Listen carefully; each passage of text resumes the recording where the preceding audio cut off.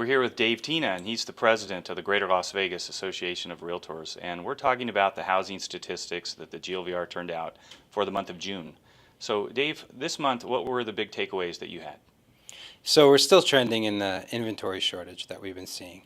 Basically, inventory shortage means that the amount of houses selling during a given month versus the amount of houses that are available. In a normal market, we're 4 to 6 months. This market, we're about 45 days, so we're tight. But I want to make a distinction between a housing shortage and an inventory shortage. I do not believe we're in a housing shortage. And what I mean by that is lots of houses are coming on the market. We're actually on track to sell more houses this year, resale houses, than we did the last couple of years. So that would lend itself to believe that we're not sure. It's just that the supply is not meeting the demand, right? The supply is still up, but the demand is going even higher, right? So I just want to make that distinction because we're not drying up. We're just selling so much, which is a good thing. That being said, we have to keep an eye on where we're at. So what about advice for buyers in this tight market? So you have to be completely prepared, right?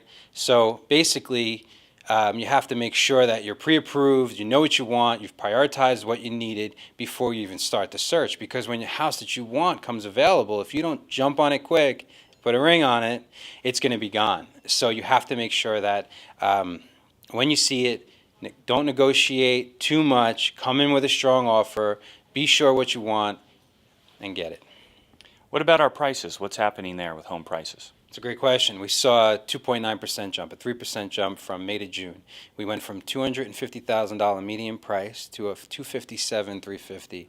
Let's just say $257,500, which is a nice jump, and it seems high because 3% a month would put us at a 36% jump for the year.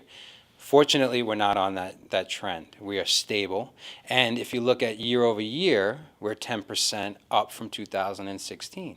From year to year. So basically, June of 2016 to June 2017, we're up 9.5%.